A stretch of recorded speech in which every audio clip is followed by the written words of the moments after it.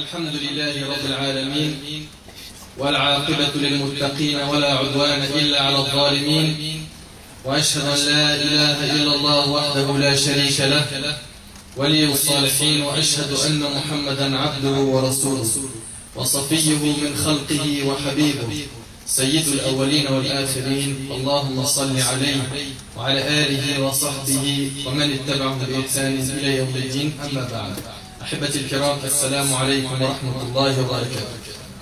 أولا je prends Allah tabarak wa ta'ala comme témoin que je vous aime pour Allah tabarak wa ta'ala وأسأل الله سبحانه وتعالى الذي جمعنا في هذا المكان الطيب الكريم على طاعته أن يجمعنا دائما وأبدا على طاعته وأن يجمعنا في الآخرة مع سيد الدعاة في جنته إنه ولي ذلك والقادر عليه. Je demande à Allah tabarak wa ta'ala de nous faciliter, de multiplier ces rencontres qui sont très importantes pour la foi. Et je demande à Allah azza wa jal de bénir cette heure et de nous faciliter dans le cas où on ne se revoit pas sur terre, de nous revoir dans l'au-delà autour de la mère des créatures, Muhammad sallallahu alayhi wa sallam. C'est un plaisir d'être avec vous aujourd'hui dans la ville de Clermont-Ferrand. Et wallahi, quand on me disait qu'il y avait un potentiel de musulmans ici, j'avais un peu sous-estimé cette parole. Mais Allah barak, mashallah, la quwwata illa billah, vous êtes vraiment très nombreux aujourd'hui, mashallah, et ça montre votre soif de spiritualité, votre envie d'apprendre votre religion, et qu'Allah azza wa jal fasse que je le sois, ainsi que vous, sincères pour Allah subhanahu wa ta'ala, et que nos œuvres ne soient pas faites pour autre que lui. Ahbab al-Kiram, notre thème aujourd'hui avec l'aide d'Allah tabarak wa ta'ala est la demande de pardon. Al-istighfar, la demande de pardon. Mes frères et sœurs, la demande de pardon fait partie des grandes adorations. Et c'est une adoration qui a un grand mérite dans notre religion. Notre prophète, alayhi salatu wassalam, lui a accordé une très grande importance en répétant une parole simple qui est Astaghfirullah, Astaghfirullah, Astaghfirullah. C'est-à-dire qu'il demandait pardon à Allah. Il disait je demande pardon à Allah, je demande pardon à Allah. Abu Hurayra radiyallahu anhu rapporte, j'ai entendu le prophète alayhi salatu wassalam dire par Allah, je prie sûrement Allah de m'absoudre et je retourne à lui repentant plus de 70 fois par jour. Rapporté par le Bukhari. Dans le hadith, on voit que le prophète alayhi salatu wassalam, l'élu parmi les créatures, le pieux des pieux, celui qui a le mieux connu son créateur, azza wa jal, il demande pardon à Allah 70 fois par jour.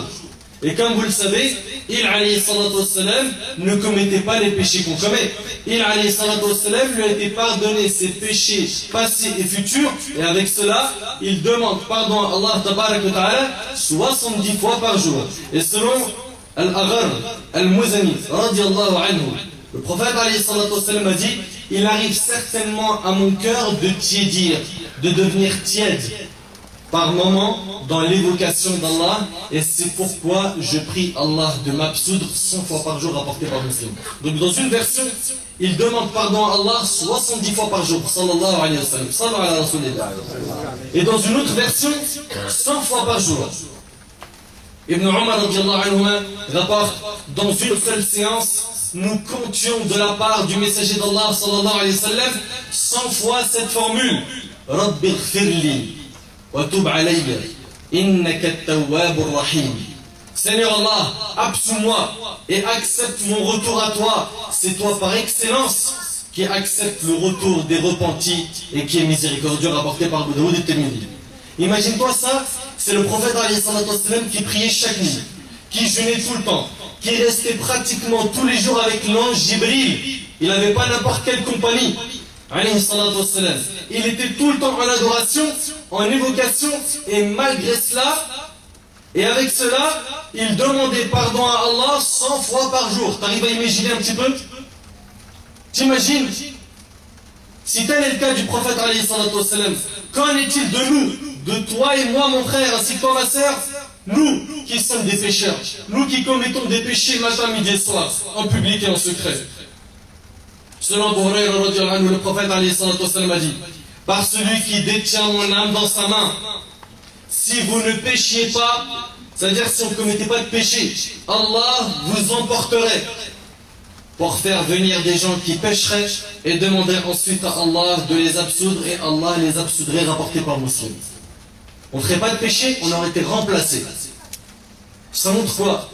Que l'être humain, il ne peut pas ne pas faire de péché et être infaillible. Être comme sont les anges, ils ne font pas de péché. Il fait des péchés. Mais, qu'est-ce qu'il a dit le prophète alayhi salatu wassalam dans le hadith de Anas? Le prophète alayhi salatu wassalam a dit: tous les fils d'Adam sont des pécheurs et le meilleur d'entre eux est celui qui se repent. Le meilleur de ces pécheurs, c'est celui qui se remet en question. T'es tombé, ma'alish, relève-toi. Et demande pardon à Allah subhanahu wa ta'ala. Et demande-lui son soutien. Et essaye de ne pas faire cette erreur. Et si tu la recommences, ma'alish, demande à Allah subhanahu wa ta'ala qui te pardonne. Regrette sincèrement. Accomplis comme il le faut le repentir, et on va voir après ensemble les conditions du repentir. Donc le prophète alayhi salatu wassalam nous dit: tous les fils d'Adam sont des pécheurs et le meilleur d'entre eux est celui qui se repent, rapporté par le Tirmidhi et jugé valide par le Cheikh al-Albani. On est tous des pécheurs. On est tous des pécheurs et on a tous besoin de demander pardon à Allah subhanahu wa ta'ala. On est tous des pécheurs et on a tous besoin de demander pardon à Allah subhanahu wa ta'ala. Et pour ceux qui disent: t'inquiète pas, on demande pardon à Allah nous aussi. Et ce sujet-là, tu n'auras même pas dû le citer, on le fait déjà. Pour ceux qui disent ça, de manière directe ou indirecte, sachez que nos demandes de pardon sont faites n'importe comment, malheureusement. Et Aïcha radiyallahu anha, l'épouse du prophète alayhi salatu wassalam, la fille d'Abu Bakr as-Siddiq radiyallahu anha, elle disait: nos demandes de pardon ont besoin de demandes de pardon. À méditer. Nos demandes de pardon ont besoin de demandes de pardon. Vous avez compris le sens? Nous, quand on dit astaghfirullah, on ne dit pas avec le cœur, on dit avec la langue. On regarde la télé, on regarde une scène obscène, quelque chose de haram, et on dit astaghfirullah, astaghfirullah, mais il continue, il persiste dans le péché. Cette demande de pardon, elle a besoin d'une demande de pardon. C'est pas ça l'istighfar. C'est pas comme ça qu'on demande pardon à Allah. Donc la parole d'Aïcha veut dire qu'on devrait demander à Allah subhanahu wa ta'ala de nous pardonner nos demandes de pardon qui sont faites n'importe comment. Nos demandes de pardon ne sont pas assez sincères. On a vraiment besoin de demander pardon de la manière que nos ancêtres, de la même manière, on a vraiment besoin de demander pardon de la même manière que nos ancêtres, les deux prédécesseurs, rahimahumullah. Astaghfirullah. Est-ce que tu l'as déjà dit avec ton cœur? Là, tu es en train de ressentir quelque chose, n'est-ce pas? Je suis en train de te décortiquer cette parole. Et là, tu es en train de ressentir qu'en vérité, quand on dit astaghfirullah, on n'est pas sincère. Dis-le en étant sincère. Astaghfirullah. Dis-le. Ou tu penses que tu n'as rien à te reprocher? Le prophète, alayhi salatu wassalam, n'oublie pas. C'est l'exemple des exemples. Il a été pardonné ses péchés. Et il demandait pardon à Allah dans une version 100 fois par jour. On le fait, nous? Combien de fois, toi et moi, on demande pardon à Allah subhanahu wa ta'ala par jour? Astaghfirullah, c'est la parole qu'a prononcée notre père Adam alayhi salam et notre mère Hawa lorsqu'ils mangèrent de l'arbre. La première parole qu'ils ont dite, c'est, comme dans Surat Al-A'raf, Surat 7, verset 23, Qala Rabbana zalamna anfusana wa illam taghfir lana wa tarhamna lanakunanna min al-khasirin. Tous deux dirent, Adam et son épouse: ô notre Seigneur, nous avons fait du tort à nous-mêmes. Et si tu ne nous pardonnes pas et ne nous fais pas miséricorde, nous serons très certainement du nombre des perdants. La première chose qu'ils ont demandé, c'est le pardon d'Allah tabaraka wa ta'ala. Et même après ça, quand Adam alayhi salam descendit sur terre, il continuait à demander pardon à Allah pendant des années. Et lorsqu'Allah tabaraka wa ta'ala a maudit Iblis, Iblis a dit, c'est dans Surat Sad, Surat 38, verset 82, il dit: par ta puissance, dit Satan, je les séduirai assurément tous. T'imagines? Il dit à Allah subhanahu wa ta'ala: je vais séduire tes serviteurs, je vais les égarer de ton chemin. C'est le diable qui, dès le premier jour, montre à Allah qu'il va tout faire pour nous égarer, pour nous prendre dans un chemin qui est loin de celui de la guidée, le chemin de l'égarement. Allah tabaraka wa ta'ala dit dans Surat Al-A'raf, Surat 7, verset 16 et 17, قال فبما أغويتني لأقعدن لهم صراطك المستقيم ثم لآتينهم من بين أيديهم ومن خلفهم وعن أيمانهم وعن شمائلهم ولا تجد أكثرهم شاكرين. Il dit, le diable, puisque tu m'as mis en erreur, dit Satan, regarde comment il est mal poli, puisque tu m'as mis en erreur, je m'assoirai pour eux sur ton droit chemin, puis je les assaillerai de devant, de derrière, je vais les attraper de partout. Ils vont marcher devant moi, ils me trouveront. Derrière moi, à droite, à gauche, regarde le verset. Puis je les assaillerai de devant, de derrière, de leur droite et de leur gauche. Et pour la plupart, dit le diable, tu ne les trouveras pas reconnaissants. Allahu Akbar. Comme ça, un discours direct, il s'adresse de cette manière à Allah subhanahu wa ta'ala, selon Abu Sa'id al-Khudri. Et médite avec moi sur ce hadith, Wallahi al-Azim, il est extraordinaire. Et les paroles du prophète alayhi salatu wassalam, elles font revivre les cœurs. On a besoin d'écouter les paroles d'Allah et celles du prophète alayhi salatu wassalam pour faire revivre nos cœurs. Écoute avec moi ce hadith.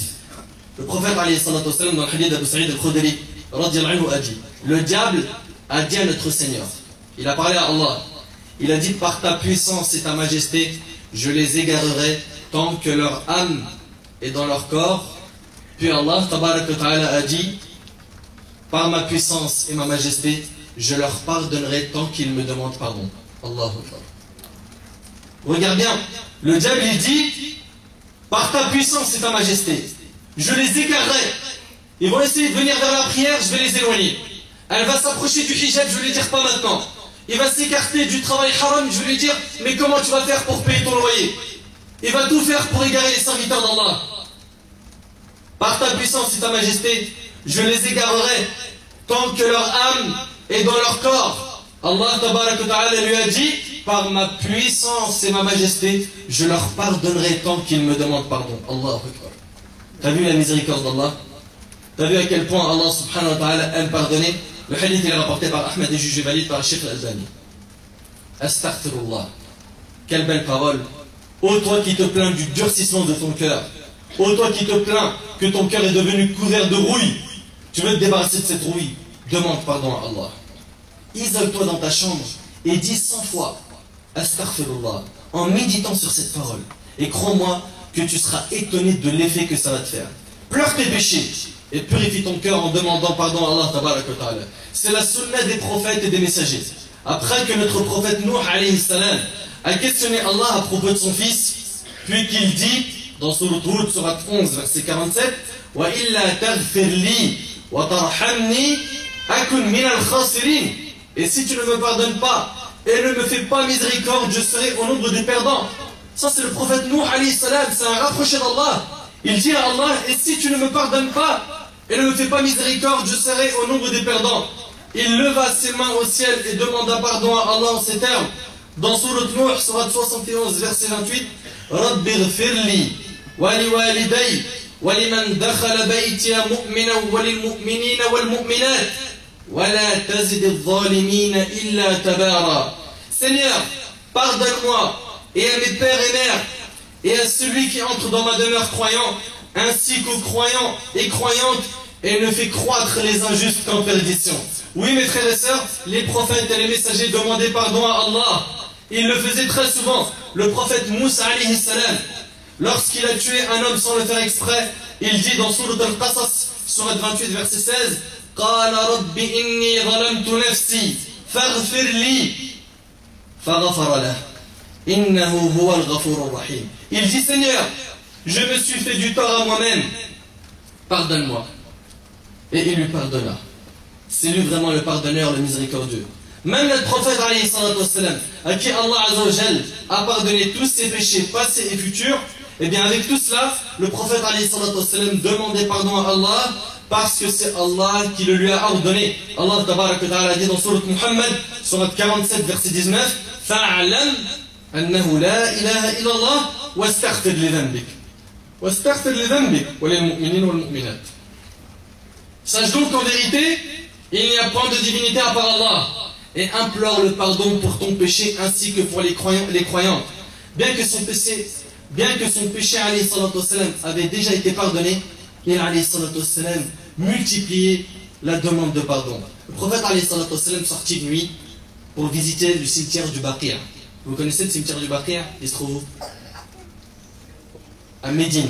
Je vous invite, Inch'Allah, à partir en Umrah ou au Hajj pour voir la Terre Sainte, voir Mecca, voir Al-Madina, faire le Hajj, faire la Umrah, purifier son cœur, purifier ses yeux, voir autre chose que ce que tu as l'habitude de voir.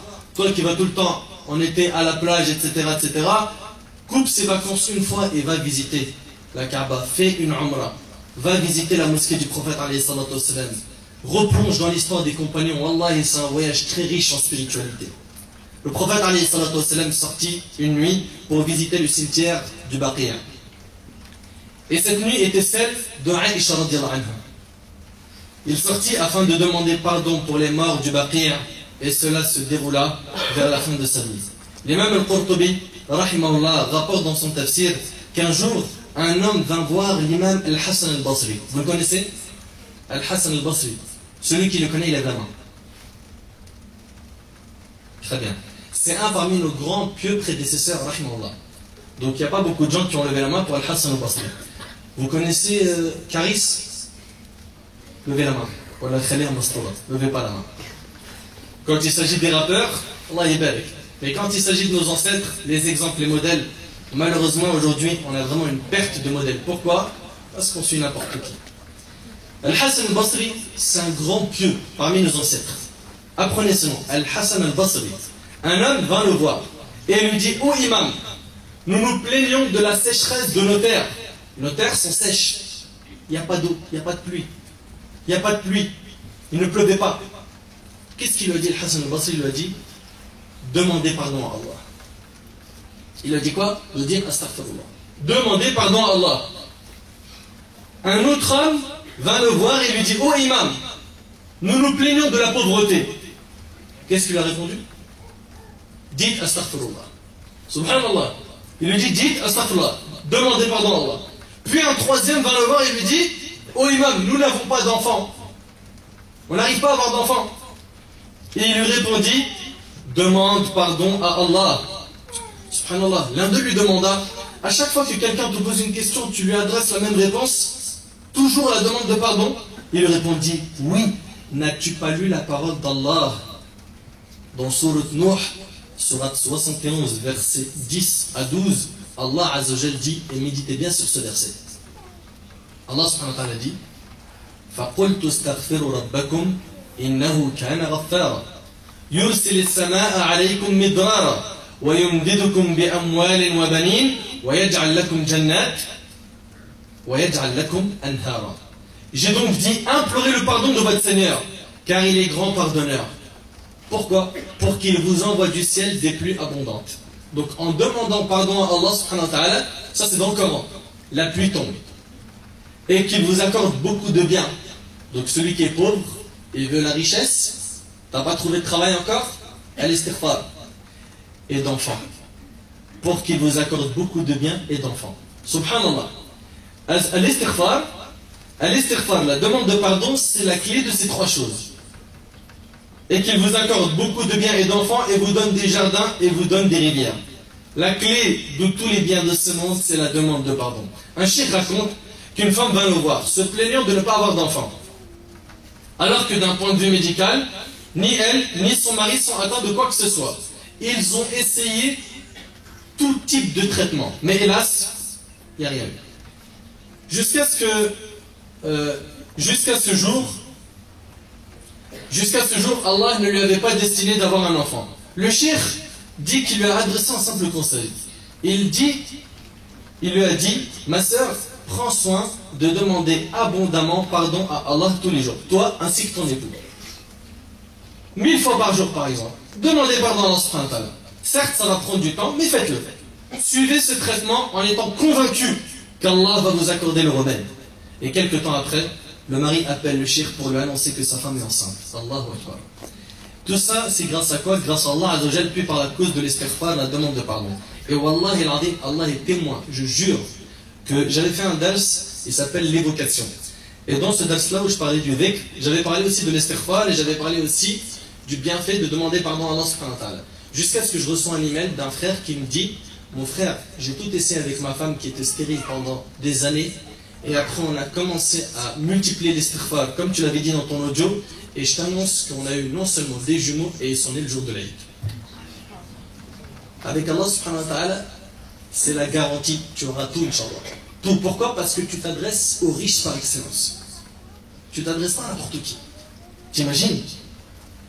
Mon frère, ma soeur, tu te sens mal, tu as des problèmes financiers, tu as n'importe quel type de problème, tu veux la solution, accroche-toi à cette adoration, à l'istighfar, de demander pardon à Allah. Astaghfirullah, astaghfirullah. T'as un souci, à l'istighfar, multiplie la demande de pardon. Selon Abdullah ibn Abbas, radiallahu anhuma, le prophète alayhi salatu wassalam a dit, celui qui fait beaucoup de demandes de pardon, celui qui fait quoi? Beaucoup de demandes de pardon, Allah lui assure à chaque problème une solution. Tu veux quoi de plus? Tu veux quoi de plus? Allah lui assure à chaque problème une solution et à chaque inquiétude une issue favorable et lui accorde ses dons par des voies insoupçonnées rapportées par Abu Daoud, Ibn Majah, Ahmed, et il a été jugé faible par certains savants, mais malgré la faiblesse du hadith, le Cheikh Ibn Baz rahimahullah a dit qu'on a le droit de citer ce type de hadith car il rentre dans la catégorie du targhib et tarhib, des recommandations et des avertissements, et que son sens existe dans d'autres textes. Donc écoute bien, celui qui fait beaucoup de demandes de pardon, Allah lui assure à chaque problème une solution. Tu as un problème devant toi? N'importe, hein, que ce soit même à l'école, tu es en train de réviser, tu n'arrives pas à prendre une leçon, tu as un souci, tu as une facture qui est tombée, qui est lourde, tu as un problème dans ton couple, un problème avec tes parents, tu as un problème avec les voisins, avec tes amis, al-istighfar. La solution, c'est de demander pardon à Allah subhanahu wa ta'ala. Malheureusement, nous, on mise beaucoup sur les solutions qui sont loin du côté spirituel. Et on oublie énormément les solutions spirituelles. Certes, il y a des choses qui se guérissent par autre chose, les médicaments, etc. Voilà que le côté spirituel, il ne faut pas le négliger. Celui qui fait beaucoup de demandes de pardon, Allah lui assure à chaque problème une solution. Et à chaque inquiétude, une issue favorable, et il lui accorde ses dons par des voies insoupçonnées. Donc, subhanallah, ça c'est pour celui qui demande régulièrement pardon à Allah Azza wa Jalla. Est-ce qu'on le fait? Est-ce que c'est mon cas et le vôtre? Chacun connaît la réponse. Omar ibn al-Khattab, vous connaissez Omar? Qui connaît Omar ibn al-Khattab? Alhamdulillah, ça rassure un peu plus. Omar ibn al-Khattab, un jour, il est monté sur le minbar. Et c'était une période de sécheresse totale. Il n'y avait pas de pluie. Il demanda pardon à Allah plusieurs fois, au point où les gens lui demandèrent, mais pourquoi n'as-tu pas demandé à Allah la pluie au lieu de demander pardon? Il leur a répondu, j'ai invoqué Allah de la meilleure des manières. Et il leur a récité le verset, j'ai donc dit, implorez le pardon de votre Seigneur car il est grand pardonneur pour qu'il vous envoie du ciel des pluies abondantes. Il a fait que de demander à Allah subhanahu wa ta'ala de lui pardonner. Al-istighfar, la demande de pardon. Celui et celle qui demande pardon à Allah tout le temps, Allah lui donnera tout ce qu'il veut. S'il veut des enfants, il en aura. Un travail, de l'argent, une épouse. Tu l'auras, tu l'auras. Et selon Abdullah ibn Busr, le prophète alayhi salatu wassalam a dit Touba. Touba, c'est une récompense énorme. Touba, c'est-à-dire une énorme récompense, attend celui qui trouve dans son registre beaucoup de demandes de pardon. Il y a une grande récompense qui t'attend le jour du jugement si tu multiplies l'istighfar. Tout le temps. Tout le temps. Tu vas au travail, tu vas à l'école, tu es dans l'ascenseur, tu descends les escaliers, tu montes les escaliers. Pourquoi ta langue, elle ne travaille pas? Pourquoi? Pourquoi tu la reposes? Tu as fait assez de bonnes actions? Tu as garanti ton entrée au paradis? Non, ne sois pas que cela. Attention. Dis pas pour moi, t'inquiète pas, mon cœur il est blanc, tout va merveille. Déjà, qu'est-ce qu'on sait que ton cœur il est blanc? C'est Samir, ça, non? Non? C'est ton copain Samir. Donc je disais que, première des choses, tu n'as pas cette connaissance de l'état de ton cœur. Il n'y a qu'Allah qui connaît l'état des cœurs, n'est-ce pas? Deuxième des choses, si vraiment tu prétends que ton cœur il est blanc, qu'est-ce que tu attends pour travailler? Pourquoi tu n'œuvres pas? Pourquoi tu pries pas? Pourquoi on ne va pas à la mosquée? Pourquoi tu pries pas Jumu'ah? Pourquoi tu manges l'argent sale? Pourquoi tu deals? Pourquoi tu écoutes de la musique? Pourquoi tu désobéis à tes parents? Pourquoi tes parents tu leur parles comme si tu parlais à des enfants? Comment est-ce possible? C'est normal ça? Nous en islam, nos parents quand ils grandissent, on ne les emmène pas dans des maisons de retraite. On s'occupe d'eux encore mieux qu'avant. Et on embrasse leurs pieds. Et on les aide à tout faire jusqu'à la dernière minute de leur vie. On ne les abandonne pas. Donc mon frère ainsi que toi ma soeur, écoute très bien ce que je suis en train de te dire. Le prophète alayhi salatu wassalam dit Touba, une énorme récompense. Attends celui qui trouve dans son registre beaucoup de demandes de pardon. Hadith est rapporté par Ibn Majah, authentifié par Sheikh Al-Albani. Donc, à partir de ce moment-là, aujourd'hui, tu viens d'apprendre le mérite et l'importance de cette parole, je veux que tu vives avec. Il n'y a pas que cette parole, bien sûr, il y a aussi Al-Hamd, il y a aussi Al-Tahlil, Al-Takbir, il y a beaucoup de paroles. Mais déjà, Al-Istighfar, la demande de pardon, a un grand mérite. Eh bien, vis avec la demande de pardon. Demande pardon à Allah tout le temps. Wallah, on en a besoin, les frères. Qui n'en a pas besoin, lève la main. Balek, il lève la main. Le petit, il a levé la main. Lui, il a le droit. Donc, celui qui vient le jour du jugement et qui trouve son livre plein de demandes de pardon, on ne peut que le féliciter. Celui-là est celui qui, Inch'Allah, sera parmi les gagnants auprès d'Allah le jour de la résurrection. Ali ibn Abi Talib nous dit une fois, je suis étonné de celui qui périt alors qu'il possède le salut. Écoute ce qu'il a dit à Ali ibn Abi Talib. Vous connaissez Ali ibn Abi Talib? Levez pas la main. Après, on va s'occuper de toi après la conférence, Inch'Allah. On aura une petite discussion plus intime.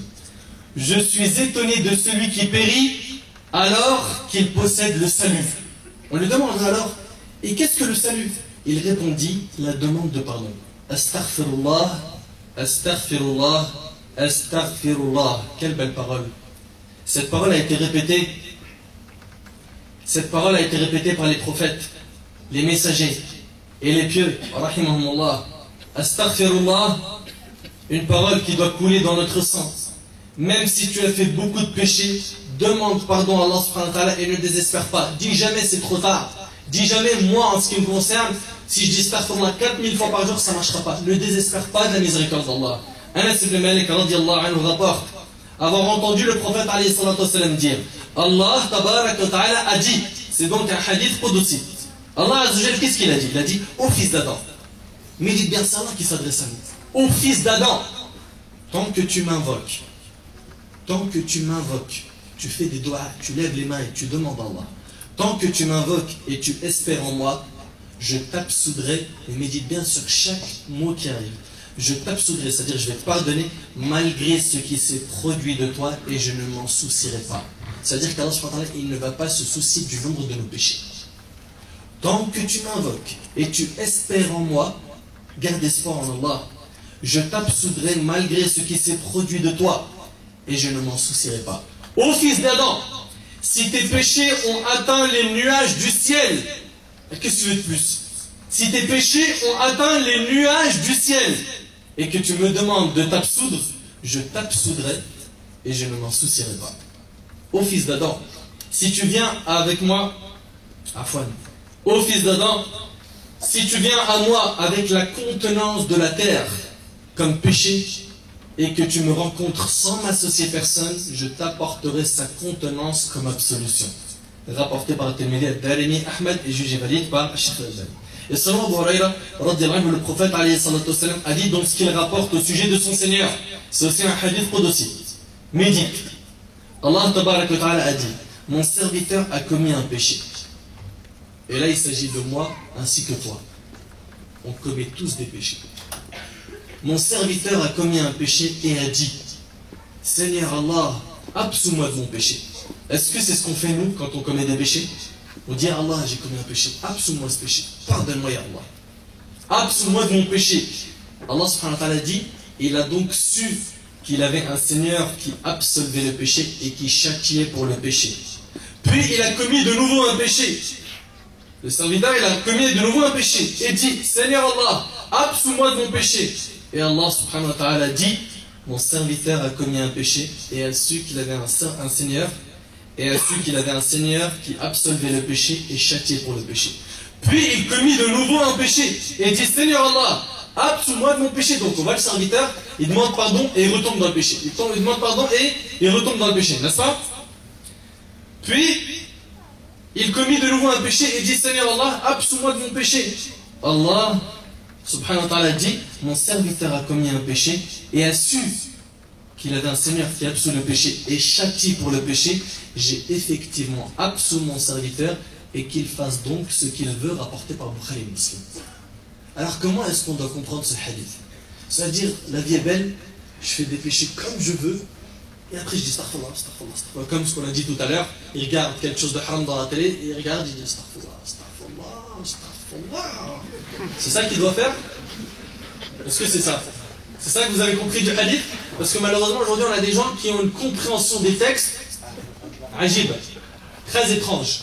Non, ce qu'on doit comprendre c'est quoi? C'est que tant que le serviteur commet un péché et qu'il regrette, écoute bien, et qu'il regrette, d'accord, sincèrement pour Allah, et qu'il est déterminé à ne plus recommettre le péché, mais qu'il retombe dans le péché, et qu'il ne redemande pardon en étant sincère, en regrettant, et ainsi de suite, Allah lui pardonnera ses péchés.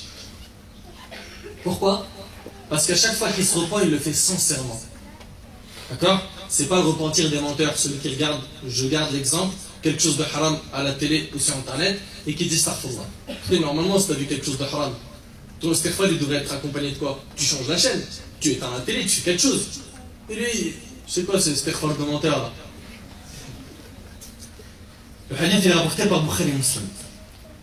Ne pensez surtout pas que ce hadith invite la personne à quoi? À faire des péchés comme elle veut, à partir du moment où elle dit astaghfirullah. Non, c'est pas une ouverture pour faire le péché, non. C'est une porte d'espoir qui est ouverte à celui qui commet des péchés et qui regrette, mais qui retombe parce qu'il est faible. D'accord? C'est ça qu'il faut retenir. Ne pensez pas qu'on est en train de vous dire mon frère fait des péchés, de toute façon tu vas dire astaghfirullah, mais imagine tu meurs pendant le péché. Avant la demande de pardon, là tu es d'accord avec moi que c'est catastrophique pour toi. Donc, faire très attention dans la fikum. Il faut impérativement regretter, car le regret est un repentir. Le prophète lui-même a dit le regret est un repentir. Ça a été mentionné dans un hadith authentique. Il faut donc bien faire la distinction entre celui qui regrette sincèrement et celui qui demande pardon sans être sincère. Allah aime entendre son serviteur lui demander pardon. Cependant, on ne doit pas demander pardon à Allah en persistant dans le péché.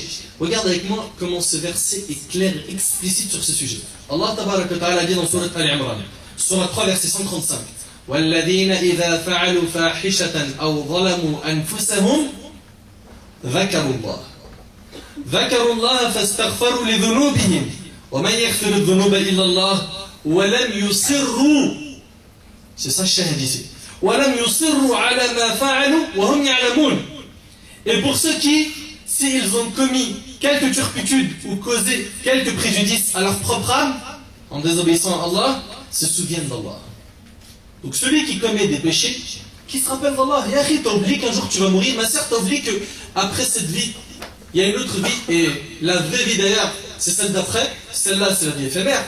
Le prophète lui-même a dit qu'il n'y a de vraie vie que celle de l'au-delà. Cette vie, c'est une fausse. Cette vie, c'est un moment qui est court où tu te dois de préparer l'autre vie.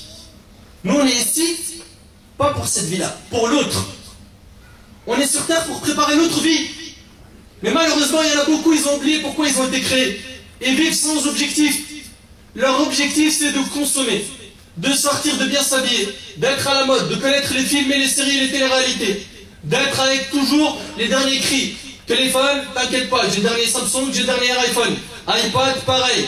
Les sacs à main pour les sœurs, et les voiles, et je te parle pas. Elle fait un assortiment de couleurs là et là. Toujours les modes. Leur souci, c'est les modes. Non, mon frère, ainsi que toi, ma sœur, tu n'es pas ici pour vivre. Tu n'es pas ici, mon frère, ainsi que toi, ma sœur, pour dunya. Tu es ici pour al-akhirah. Tu es ici pour préparer l'autre vie. Sois donc intelligent, barakallahu fik. Et ne sois pas de ceux qui regretteront le jour du jugement, car Allah subhanahu wa ta'ala a appelé le jour du jugement le jour du regret. Il y a des gens qui regretteront. Mais est-ce que les regrets serviront à quelque chose ce jour-là? Mon frère ainsi que toi, ma soeur, si tu ne te prends pas en main tout de suite en te disant qu'un jour je vais mourir, et ce que je vais présenter à Allah subhanahu wa ta'ala, c'est pas mon master, d'accord? C'est pas mon doctorat, bien que, et vous le savez très bien, j'ai fait une conférence sur l'importance des études, et nous voulons des cadres et des gens ayant des grands diplômes, mais que ce ne soit pas au prix de délaisser la religion. Parce qu'aujourd'hui, malheureusement, c'est ce qu'on vit. On vit aujourd'hui une époque où on a des universitaires qui ne connaissent rien de leur religion. Wallah, il a dit rien. Tu lui poses des questions sur Allah, il ne connaît rien. En 3 secondes, tu vois même qu'il doute sur l'existence d'Allah, qu'il doute sur la vie après la mort, qu'il n'a pas du tout de aqida, il n'a pas de croyance. Ça, c'est une catastrophe. Ça, c'est une catastrophe. Donc, tu veux pousser dans les études? Nous, on t'encourage. Mais garde ta fierté. Garde ton identité. Ne fonds pas dans la masse. Sache que ce que tu as de plus cher, c'est ta foi. Et l'objectif le plus grand que tu dois avoir sur terre, c'est d'avoir ton diplôme le jour du jugement de la main droite. As'Allah subhanahu wa ta'ala yaj'alani wa iyyakum min ahli al-jannah. D'avoir le jour du jugement ton livre remis par Allah subhanahu wa ta'ala le jour du jugement de la main droite. C'est pas immense. Ton plus grand objectif doit être d'avoir le jour du jugement ton livre dans la main droite. Et tu prends, tu l'ouvres, et tu lis, tu vois que des bonnes actions.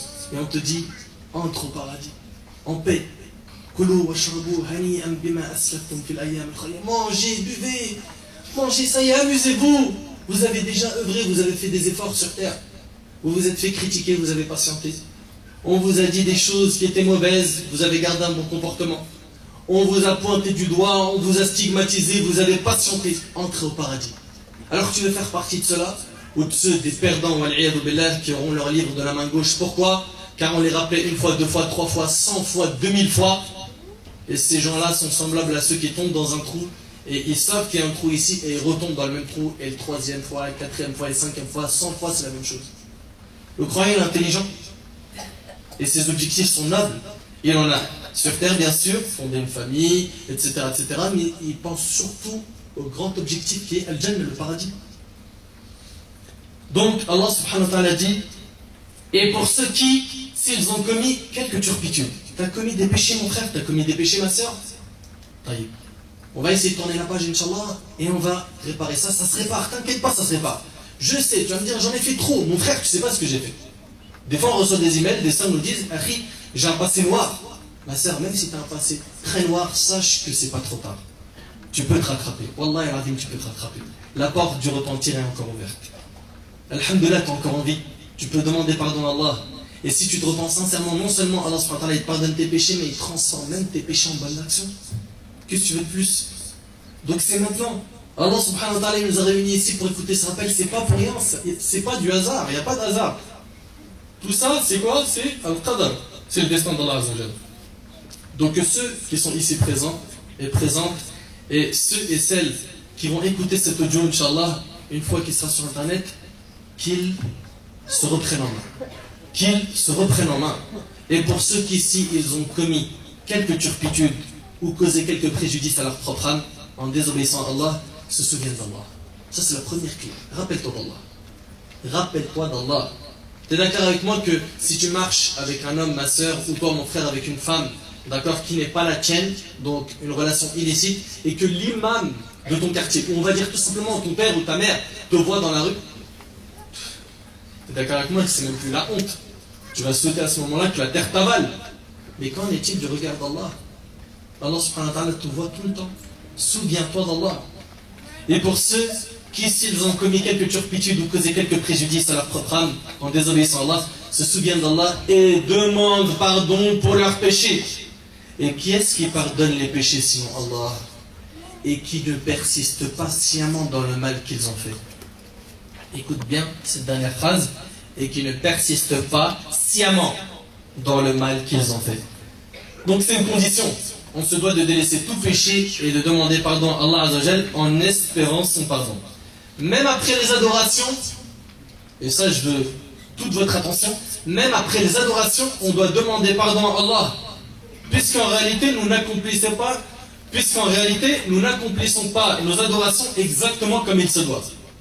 C'est rare qu'on trouve quelqu'un adorer Allah comme il se doit. On a toujours des manquements. Vous remarquez qu'après la prière, durant laquelle on était tout proche d'Allah, on a fait des doigts, du dhikr, n'est-ce pas? On a récité du Coran. Et bien, qu'est-ce qu'on dit immédiatement après avoir dit Assalamu alaikum wa rahmatullah, Assalamu alaikum wa rahmatullah? On dit quoi? Astaghfirullah. Ajib. La première chose que tu prononces après l'accomplissement d'une adoration, c'est pas n'importe laquelle, la prière, c'est 3 fois tu dis Astaghfirullah. C'est la première chose qu'on dit. Astaghfirullah, astaghfirullah, astaghfirullah, Allahumma anta salam wa minka salam, etc. N'est-ce pas? Ces magnifiques paroles permettent d'effacer les péchés et de compléter les adorations.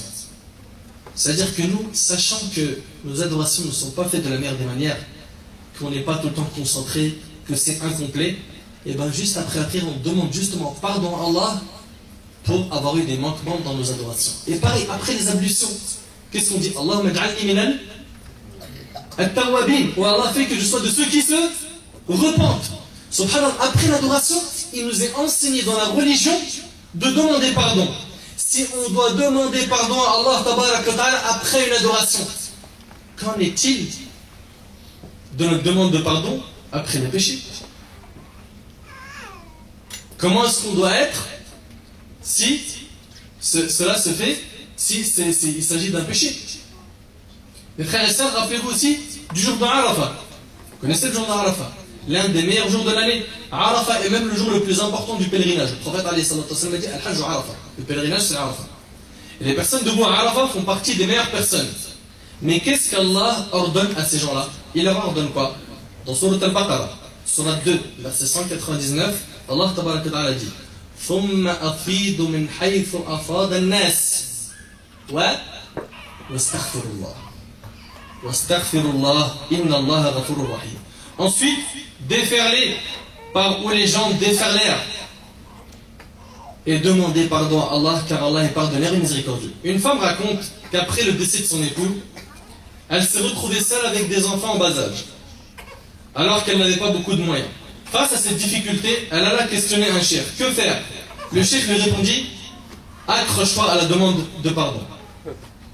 Accroche-toi à la demande de pardon à Allah tabaraka wa ta'ala. Elle lui dit alors je n'ai pas de quoi nourrir mes enfants et tu me dis de demander pardon à Allah subhanahu wa ta'ala, je n'ai pas commis de péché. Le cheikh lui répéta alors demande pardon à Allah, c'est ça la solution. La femme dit qu'elle ainsi que ses enfants se sont alors mis à demander pardon à Allah d'une manière très abondante pendant 6 mois. Elle ne s'est pas lassée 6 mois à demander pardon à Allah subhanahu wa ta'ala. Et après cela, la femme raconte qu'elle possédait une terre qu'elle avait héritée de son mari et qui ne valait absolument rien, mais que cette terre entra dans le cadre des travaux de la ville qui lui a été rachetée pour une très grosse somme de laquelle elle peut aisément vivre, elle et ses enfants. Comment Allah lui a accordé cette subsistance à laquelle elle ne s'attendait même pas? C'est par la cause de son istighfar, la demande de pardon. Donc la demande de pardon apporte quoi? La subsistance. Donc la demande de pardon à Allah subhanahu wa ta'ala apporte la subsistance et la force. Un autre homme alla voir un cheikh en lui disant Ya cheikh, j'ai un problème avec mon épouse. J'ai un problème avec qui? Avec mon épouse. C'est votre cas les frères? Ils ont la pression, ils n'ont pas le droit de lever la main. Ya cheikh, j'ai un problème avec mon épouse. Je lui ai causé du tort et nous nous sommes séparés. Le cheikh lui proposa alors de partir avec lui afin de les réconcilier. Il lui dit viens, on va aller voir ta femme et on va vous réconcilier, Inch'Allah. En arrivant à la maison, sa femme avait changé d'état et elle l'accueillit de la meilleure des manières. Alors que juste avant, il y avait un très gros problème. Il y avait un grand problème entre eux. Il lui demanda alors, donc le mari demanda à sa femme qu'est-ce qui s'est passé? Est-ce que quelqu'un t'a parlé? Quelqu'un t'a consolé? Elle répondit non. Mais depuis que tu es parti jusqu'à maintenant, je n'ai cessé de demander pardon à Allah en étant sûr qu'Allah allait dissiper notre souci. Et Allahu Akbar, ça a été dissipé. Allah, tout éteint avec l'istighfar. Simplement par la demande de pardon. Mes frères et sœurs, vous voulez la réussite ici-bas et dans l'au-delà, demandez pardon à Allah. Les gens pieux profitent surtout de la dernière partie de la nuit, avant l'aube, pour demander pardon à Allah. Selon Abu Huraira, le prophète a dit Allah Azza wa Jal descend au ciel de ce monde chaque nuit après le dernier tiers de l'année. Puis il dit je suis le roi. Je suis le roi. Qui m'adresse de demandes pour que je les exauce? Qui me demande pour que je lui donne? Qui me demande pardon pour que je lui pardonne? Il reste ainsi jusqu'à la lumière de l'aube rapportée par Bukhari et Muslim. Subhanallah. Allah tabaraka wa ta'ala, il descend au ciel de ce monde au dernier tiers de la nuit et il accepte les repentirs et il accorde à toute personne ce qu'elle souhaite. Où est-ce qu'on est nous au dernier tiers de la nuit? Toi-même tu sais. Tu ronfles tellement mon frère que... Ouais, on passe les commentaires. Allah Azza wa Jal a dit dans Surat Al-Dhariyat, Surat 51, versets 17 et 18 كانوا قليلا من الليل ما يهجعون وبالأسحار هم يستغفرون. Les pieux, ils sont décrits. Ils dormaient peu la nuit. Et aux dernières heures de la nuit, ils imploraient le pardon d'Allah. Ces moments font partie des moments des privilégiés. Tu fais Qiyamul Layl et avant le Fajr, un peu d'istighfar. Tu demandes pardon à Allah tabaraka wa ta'ala. Luqman alayhi salam, conseillait souvent à son fils d'habituer sa langue à la demande de pardon. Pourquoi? Parce qu'il y a des moments, comme vous le savez, que seul Allah Azzawajal connaît, durant lesquels il exauce ses serviteurs. Et en agissant ainsi, il se peut que l'une des demandes de pardon coïncide avec l'un de ces moments où Allah exauce les demandes et que tes péchés soient tous pardonnés. Mes frères et sœurs, sachez que le Coran et la Sunna nous demandent de nous repentir tout le temps. Et est-ce que la demande de repentir, elle est adressée uniquement à ceux qui commettent des péchés? Aux grands pécheurs? Est-ce que la demande de repentir dans le Coran, elle est adressée aux pécheurs? Écoute bien, Allah Tabaraka wa Ta'ala dit Ya ayyuhalladhina amanu tubu ila Allah. Ô vous qui avez cru, pas ô vous qui avez commis des péchés, ô vous qui avez cru, repentez-vous à Allah d'un repentir sincère. Le croyant il a besoin de tout le temps se repentir, de tout le temps demander pardon à Allah subhanahu wa ta'ala, tout le temps. Wa tubu ila Allahi jami'an. Et repentez-vous tous à Allah subhanahu wa ta'ala. Et parmi ces faits, la description des Ibad al-Rahman, des adorateurs du tout miséricordieux, il y a le fait qu'ils demandent pardon à Allah subhanahu wa ta'ala. Qu'ils demandent pardon à Allah subhanahu wa ta'ala. Et celui qui commet des péchés, et peu importe le péché, s'il demande pardon en étant sincère, Allah lui pardonnera. Même s'il commet du shirk et du kufr. Même s'il a associé à Allah, il a donné un autre qu'Allah. Il ne croyait pas en Allah. Il demande à Allah de lui pardonner le kufr ou le shirk, l'association. Allah subhanahu wa ta'ala lui pardonne. Il lui pardonne. Mon frère, tu as bu de l'alcool, tu as fumé la cigarette, tu as fumé la drogue, tu as commis la fornication, tu es parti beaucoup plus loin, tu as fait souffrir tes parents. Ma soeur, pareil, tu as fait tous ces péchés. Ma soeur, pareil, tu as fait tous ces péchés. Demande pardon à Allah subhanahu wa ta'ala. Allah subhanahu wa ta'ala te pardonnera si tu es sincère. Bien sûr, pour le repentir, on a des conditions. Il y a des conditions. Le repentir, c'est pas juste une parole. Non. Première condition, c'est la sincérité. Et je veux que vous enregistrez ça par cœur. Tu dois être sincère quand tu te repens. Pourquoi? Par exemple, X parmi les personnes buvait de l'alcool. Et à force de marcher dans son quartier et se faire insulter, parce qu'il buvait de l'alcool et qu'il faisait n'importe quoi, eh ben il a arrêté de boire de l'alcool. Est-ce que ça, c'est un repentir, ça? Pourquoi? Parce qu'il l'a pas fait pour Allah. Vous avez compris donc, le premier point, c'est la sincérité. Tu abandonnes le péché pour Allah. Pas pour qu'on dise de toi, Allah barak, mashallah. T'as vu comment c'est devenu un frère? Eh, Wallah, c'est devenu un akh. Il va à la mosquée, Allah, les 5 prières. Hein. Je le vois tout le temps à la mosquée. Et lui, il a fait ça pour que les gens disent ça. Donc, est-ce que lui, il a été sincère dans son repentir? Donc, déjà, la première condition, elle n'est pas validée chez lui. Et la sœur, pareil. Et, excusez-moi les sœurs, on va piquer un petit peu. La sœur, elle vient, du jour au lendemain, donc elle écoute un rappel, 2, 3, 4. Après, ça lui a fait du bien. Après, elle s'est même dit, tiens, je vois que, machallah, ça marche bien en ce moment, l'histoire de Gilbeb, là. Hein. T'en mets direct, les gens, ils parlent de toi bien, tu te maries vite, c'est un truc qui glisse crème. Allez, moi aussi, je vais en mettre un. Et donc, est-ce que sa niya, son intention, c'était pour Allah? Non, c'était soit pour une mode, soit pour se marier, soit. Ça, c'est pas sincère.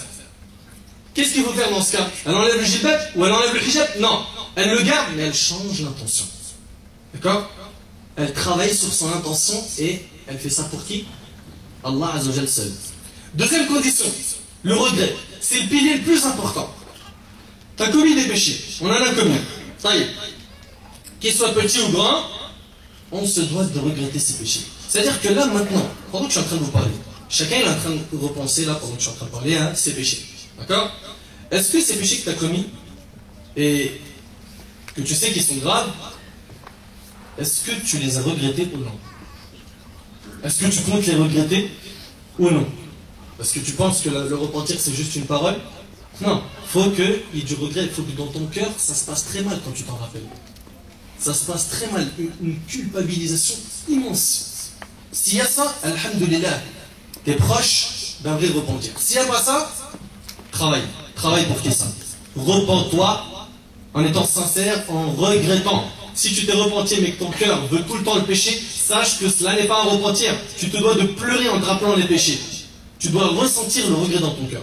Troisième condition, se détacher du péché. Se détacher du péché. Comme j'ai dit tout à l'heure, on regarde cet exemple, il est simple. Il regarde la télé. Et il a vu quelque chose de haram. D'accord? Il a dit astaghfirullah ou oh, je me repens à Allah. Et il garde ses yeux fixés sur la télé. Mais il ne s'est pas détaché du péché, n'est-ce pas? À partir du moment où tu t'es toujours pas détaché du péché, ça c'est un repentir bidon. C'est un repentir avec la langue, pas avec le cœur. Et nous, ce qu'on veut, c'est un vrai repentir. Un vrai repentir, d'accord? Se détacher du péché. Mon frère, ma soeur, comment peux-tu te repentir en restant attaché au péché?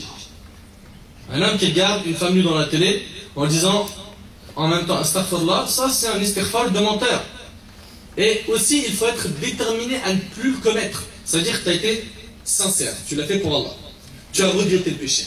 Pourquoi? Parce que tu sais que c'est possible que ce péché-là.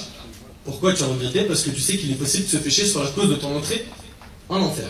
Donc tu as regretté. Après, tu t'es détaché du péché, mais par contre, tu n'es pas déterminé à l'arrêter. C'est-à-dire que tu dis, si l'occasion se présente et qu'on peut le refaire ne serait-ce qu'une fois, ça serait quand même bien. Eh ben non, mon frère, non, ma soeur.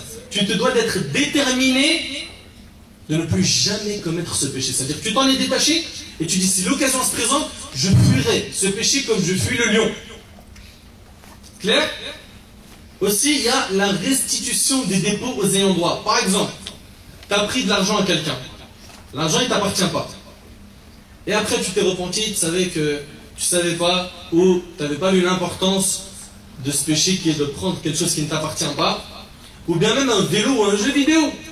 Et comme vous le savez, hein, combien de jeux vidéo vous avez endormi? Donc, il prend le jeu vidéo, juste je l'essaye cette semaine. Et après, il l'endort, il l'enterre au point où même quand son propriétaire il vient à la maison, il dit, mais c'est à moi, c'est malade ou quoi? C'est à moi celui-là. Il oublie, miskin, qu'il l'a prêté. Ça arrive dans les jeux vidéo, les livres, tout. Les gens, c'est kiff, tu leur prêtes des trucs, à la fin, il se l'approprie, ça devient à lui. Sa propriété, il oublie que c'est à quelqu'un. Donc quand tu te repens, tu dois rendre les dépôts. On te l'a prêté, on t'a confié quelque chose, tu dois le rendre. C'est une amana. Pourquoi? Parce que si tu ne le rends pas sur terre, cet argent que tu as pris, ou cette chose que tu as prise, le jour du jugement, il est possible que tu rembourses ça par autre chose que de l'argent, mais par tes hasanat, tes bonnes actions. Clair? Et bien sûr, faire des bonnes actions, car comme vous le savez, innal hasanat yudhibna as-sayyi'at, les bonnes actions effacent les mauvaises, d'accord? Les bonnes paroles, le sourire, l'aumône, d'accord? Ne méprise aucun bien. N'oublie pas qu'une prostituée est entrée au paradis pour avoir fait quoi? Abreuver un chat, subhanallah, t'imagines? Aussi de se repentir avant que le temps du repentir parte. C'est-à-dire avant l'agonie et avant le lever du soleil, vous savez, le grand signe de la fin des temps, quand le soleil se lèvera de l'ouest. Donc il faut faire très attention à ça, repens-toi maintenant de la prière que tu as délaissée. Comment est-ce que tu peux être musulman et musulmane et ton lien avec Allah, la salat, tu l'as coupé? Comment? Tu ne ressens pas le besoin d'avoir un lien avec Allah? Le plus grand lien qu'il y a entre toi et Allah, c'est la prière. Le prophète alayhi salatu wassalam nous enseigne même que c'est une discussion, c'est un dialogue privé avec Allah. Quand on rentre en prière, on est en discussion privée avec le Tout-Puissant Azza wa Jalla. Repens-toi, mon frère, de la prière que tu as délaissée, ainsi que toi, ma soeur. Ma soeur, tu aimes Allah, tu aimes son prophète alayhi salatu wassalam, et jusqu'à maintenant tu es en train de réfléchir sur le hijab. Mais tu attends quoi, ma soeur? Billahi alayk, ma soeur, juste donne-moi une raison valable pour retarder le hijab. Pourquoi? Pourquoi tu le retardes? Pourquoi tu retardes ce grand khir, ce grand bien? Et je ne suis pas en train de résumer la religion au voile. Je ne suis pas en train de dire la religion entière, c'est le bout de tissu sur les cheveux, si elle l'a pas, elle va en enfer. Non. Mais le musulman, il accepte tous les ordres d'Allah et ça en fait partie. Comme tu as accepté la prière, tu te dois d'accepter le hijab, tu te dois d'accepter de payer la zakat, d'aller accomplir le pèlerinage, d'aller faire ceci, cela, etc. Et le frère aussi doit faire très attention à son comportement avec sa femme. Beaucoup de frères, malheureusement, sont injustes avec leurs épouses. Beaucoup de parents abandonnent leurs enfants. Ils pensent qu'à travailler, ramasser de l'argent, et ils laissent les enfants à l'école. C'est l'école qui éduque, c'est la télé qui éduque, c'est les dessins animés, les jeux vidéo qui éduquent. Non, c'est dès maintenant. Repentez-vous de toutes ces négligences, de ces manquements, de ces péchés, maintenant. Et rappelez-vous que la mort vient soudainement. Ça, c'est donc en résumé pour les conditions du repentir. Ahbab al-Kiram, j'ai pas envie de faire très long, parce que j'ai déjà dit pas mal de choses, Simplement, sachez, Ahbab al-Kiram, pour ce qui est de la demande de pardon, il y a des formules que chacun d'entre nous doit apprendre. Doit apprendre. Parmi ces formules de demande de pardon, on a Sayyid al-Istighfar. C'est la demande de pardon, c'est la formule maîtresse de toute demande de pardon. Shaddad ibn Aws radiallahu anhu rapporte que le prophète alayhi salatu wassalam a dit Sayyid al-Istighfar, la formule maîtresse de toutes les demandes de pardon consiste à ce que tu dises. Consiste à ce que tu dises Allahumma anta rabbi la ilaha illa ant khalaqtani wa ana abduk wa ana ala ahdika wa wa'adika ma istata'tu a'udhu bika min sharri ma sana'tu abu'u laka bi ni'matika alayya wa abu'u bi dhanbi faghfir li fa innahu la yaghfiru dhunub illa ant. Masha'Allah. Qui connaît dua Sayyid al-Istighfar? Levez la main. Il n'y en a pas beaucoup, Inch'Allah vous allez l'apprendre. Qu'est-ce qu'il dit ici le prophète? Il dit la formule maîtresse de toutes les demandes de pardon. Donc si tu veux, concentre-toi bien sur ce que tu vas entendre. Ô Seigneur, tu es mon Dieu. Il n'y a d'autre divinité que toi. Tu m'as créé et je suis ton serviteur. Regarde les paroles comment elles sont sublimes. Tu m'as créé et je suis ton serviteur. Je me conforme autant que je peux à mon engagement et à ma promesse vis-à-vis de toi. Je me mets sous ta protection contre le mal que j'ai commis. Je reconnais ton bienfait. Je reconnais ton bienfait à mon égard. Et je reconnais mon péché. Pardonne-moi, car il n'y a que toi qui pardonne les péchés. Pardonne-moi, car il n'y a que toi qui pardonne les péchés. Le prophète alayhi salatu wassalam dit ensuite, celui qui fait cette invocation en étant convaincu dans la journée et meurt dans la journée avant le soir fera partie des gens du paradis. Allah. Tu dis cette invocation le matin, tu meurs dans cette journée avant le soir, tu fais partie des gens du paradis. C'est difficile? Et celui qui l'a dit la nuit en étant convaincu et meurt avant l'arrivée du matin fera partie des gens du paradis rapportés par le Bukhari. Est-ce que vous êtes maintenant motivé pour l'apprendre ou pas? Deux lignes à Ibadallah. Vous êtes motivé ou pas? Levez la main. Tout ça, non, subhanallah. Quand vous n'êtes pas motivé là-bas, vous la connaissez déjà sûrement. Ça, c'est le bon soupçon que j'ai.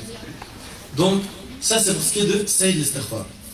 Et selon Abu Sa'id, le prophète a dit quiconque dit Astaghfirullah alladhi la ilaha illa huwa al-hayyul qayyum wa atubu ilayh. Je demande pardon à Allah dont il n'y a pas de divinité en dehors de lui, le vivant, celui qui subsiste par lui-même, al-qayyum, et je me repens envers lui 3 fois. Écoute bien, Allah lui pardonnera ses péchés même s'ils atteignent le volume de l'écume de la mer, du nombre des feuilles des arbres, du nombre des grains de sable du désert et du nombre des jours de ce bas monde rapporté par la Tirmidhi et jugé valide par Al-Albani. Est-ce que vous me permettez qu'on apprenne ce hadith, ce dua ensemble? Est-ce que vous me permettez qu'on apprenne ce dua ensemble? Oui? Regarde bien. Allah lui pardonnera ses péchés même s'ils atteignent le volume de l'écume de la mer, du nombre des feuilles des arbres. Il y en a combien? Du nombre des grains de sable du désert, Allahu Akbar, et du nombre des jours de ce monde. Astaghfirullah alladhi la ilaha illa huwa al-hayyul qayyum. Je répète. Astaghfirullah alladhi la ilaha illa huwa al-hayyul qayyum wa atubu ilayh. C'est difficile? Tu le dis 3 fois, tu as cette récompense. Astaghfirullah alladhi la ilaha illa huwa al-hayyul qayyum wa atubu ilayh. Je veux 3 personnes qui me la récitent, sinon j'arrête le ders. Au moins que je me dise que je suis venu pour quelque chose. On gratte un vrai paquet de hadith sur ce morceau. Allez, 3 personnes. Si vous ne levez pas la main, j'interroge comme à l'école. Et je fais des surprises.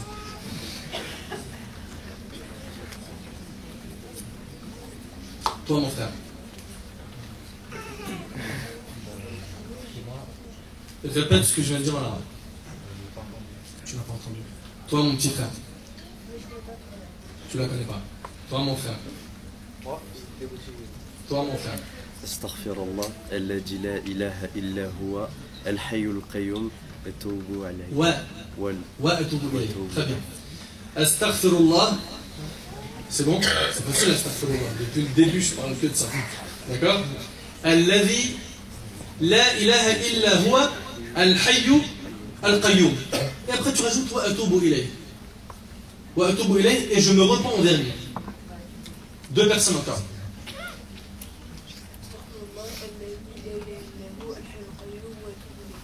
Un dernier. Un petit de préférence. Vas-y. Attends, reprends. Alladhi. La ilaha. Illa. Illa huwa. Non. Reprends. Alladhi. إلا هو الحي القيوم وأتوب إليه. Karim, comment ça? Tu vas partir tout de suite de cette chaise. Non, il n'y a pas, tu sais pas, tu dis. Lis-le. Tu lire l'arabe? Non? Un dernier. Vas-y, mon frère. Astaghfirullah, alladhi la ilaha illa huwa al-hayy al-qayyum wa atubu. C'est tout? Ilayh. Barakallahu fik. Allah yajazikoum khair. Barakallahu fikum. Si tu es incapable d'apprendre toutes ces formules de demande de pardon, au moins demande à Allah de te pardonner en disant Astaghfirullah ou bien Allahumma ghfirli. D'accord? Et pour terminer, je vous fais part d'un magnifique cadeau et je vous laisse avec ça, Inch'Allah. Quand je vous dis un vrai cadeau, vous allez, Inch'Allah, si vous êtes gentil, me faire des doigts. D'accord? Moi, je vous demande que ça. Je vous demande pas d'argent, je vous demande des doigts. Selon Ubadah ibn Samit, radiallahu anhu, le prophète alayhi salatu wassalam a dit. Alors accroche-toi parce que là je vais te donner une invocation qui vaut 1 milliard de bonnes actions. 1 milliard. Qui veut 1 milliard de bonnes actions, il est blanc. Tout le monde. On leur donne Mohamed ou pas? On rentre à Paris, on leur donne un. Taïb. Écoutez très bien, elle est hyper méga facile. Quiconque, dit le prophète alayhi salatu wassalam, demande pardon à Allah pour les croyants et les croyantes. Les croyants et les croyantes. Aujourd'hui, vous savez qu'on est plus d'1 milliard de musulmans sur terre, n'est-ce pas? Quiconque demande pardon à Allah pour les croyants et les croyantes, Allah lui inscrit pour chaque croyant et chaque croyante une bonne action. Allahu Akbar. Donc comment on fait? Déjà le hadith il est rapporté par Tabarani et il est jugé valide par Sheikh Al-Jannah. On dit Allahumma, c'est bon? Ighfir lil mu'minin wal mu'minat. C'est fini. Tu as gagné pour chaque croyant et chaque croyante une bonne action. Pour chaque croyant et chaque croyante. Allahumma ighfir lil mu'minin wal mu'minat. C'est facile ou c'est pas facile? Ça c'est le cadeau de la fin. Qu'Allah tabaraka wa ta'ala nous pardonne, améliore notre situation et qu'Allah azawajal nous accorde une bonne fin. Et wallahi al-azim, je le jure par Allah que je ne voulais pas viser en particulier une personne ici dans la salle ou attaquer quelqu'un, mais simplement votre frère qui vous aime pour Allah vous veut le bien, le plus grand des biens, qui est Al-Jannah. Et qu'Allah azawajal me rassemble avec vous le jour du jugement si on ne se revoit pas sur terre. Je vous le répète encore une fois, je vous aime pour Allah subhanahu wa ta'ala. وأسأل الله سبحانه وتعالى أن ينفعني بما قلت وينفعكم بما سمعتم. هذا ما أعلم والله عز وجل أعلى وأعلم. سبحانك اللهم وبحمدك أشهد أن لا إله إلا أنت أستغفرك وأتوب إليك. جزاكم الله خير والسلام عليكم ورحمة الله وبركاته. Donc moi, tout d'abord, j'aimerais vous remercier tous autant que vous êtes, subhanallah, vous m'avez impressionné aujourd'hui et je pense que toute mon association a dû savoir a été impressionnée par votre déplacement, votre présence ici aujourd'hui. C'est rare ici sur la commune, alhamdoulilah, on voit des gens de tous les horizons, de toutes les mosquées, de tous les quartiers, alhamdoulilah, ça fait chaud au cœur, c'est un moment de convivialité, de spiritualité partagée entre nous à l'heure où il faut le dire quand même, on est devenu la risée de tout le monde, où on est le bouc émissaire mondain et notre force elle est là, c'est avec des rassemblements comme celui-là, ne serait-ce qu'à terme régulier, notre force elle est là dans notre union, dans notre amour qu'on porte les uns aux autres. Alhamdoulilah, Nous, l'Ordre du Savoir, on aimerait accentuer ces rencontres et les multiplier sur la commune. Et comme j'ai pu le dire tout à l'heure, c'est sur vous qu'on compte. C'est sur vous. Et donc, je vous invite, Inch'Allah, ici même, le 9 février, avec une conférence de Mohamed François, un homme qui a immensément de science, alhamdoulilah, sur les propriétés essentielles de ta foi. Donc j'espère que vous répondrez à l'appel comme vous avez pu le faire aujourd'hui, Inch'Allah. Donc je vous demande aussi pour les plus jeunes et les moins jeunes de nous rejoindre sur Facebook. Donc c'est l'Ordre du Savoir pour être au courant de toutes les manifestations, Inch'Allah, sur la commune. Et j'ai vu aussi qu'il y avait une question de quelqu'un où je n'ai pas demandé à Nader. C'est le site des frères, c'est doulouse.net. Donc ceux qui veulent aller les rejoindre aussi, c'est doulouse.net, Inch'Allah. Et donc là, il y a des personnes qui nous ont demandé, des personnes qui nous fournissent de l'argent, qui nous assistent. Et ils nous demandent une doha pour que, justement, Allah leur rajoute de leur bien et on les remercie chaleureusement de l'effort qu'ils font pour pouvoir faire en sorte que la communauté puisse avoir ces moments-là. Donc on va faire une doha pour eux, Inch'Allah, et on va faire une doha pour l'essentiel de la communauté, Inch'Allah, avant de se quitter. Donc نسأل الله أن يبارك لهم في أموالهم ويزيدهم في رزقهم ونسأل الله يجعلنا من أهل التوحيد من الذين يقولون لا إله إلا هو لا حول ولا قوة إلا به اللهم اهدنا فيمن هديت اللهم اهدنا فيمن هديت وعافنا فيمن عافيت وتولنا فيمن توليت وبارك لنا فيما أعطيت وقنا شر ما قضيت وقنا واصرف عنا شر ما قضيت إنك تقضي ولا يقضى عليك إنه لا يضل من واليت ولا يعز من عاديت تباركت ربنا وتعاليت لك الحمد على ما قضيت ولك الشكر على ما أعطيت نستغفرك اللهم من جميع الذنوب والخطايا ونتوب إليك اللهم إنا نسألك بأننا نشهد أنك أنت الله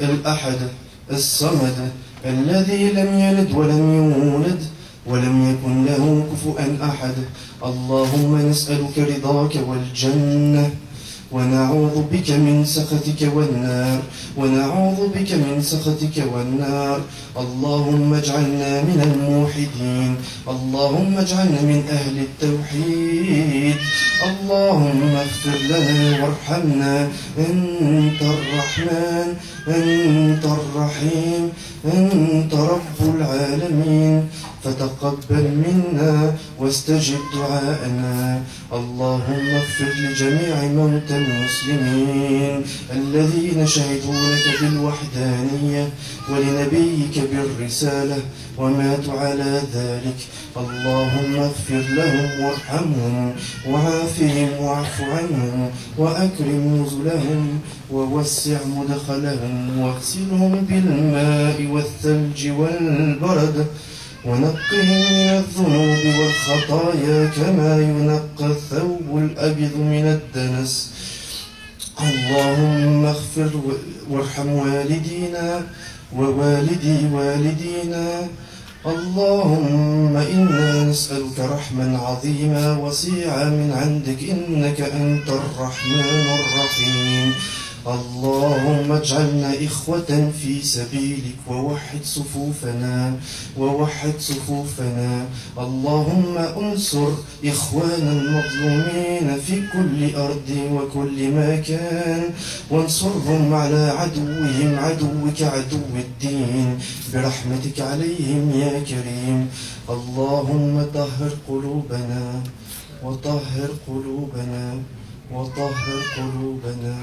وصل اللهم على نبينا وحبيبنا محمد وعلى آله وصحبه والتابعين سبحان ربك رب العزة عما يصفون وسلام على المرسلين والحمد لله رب العالمين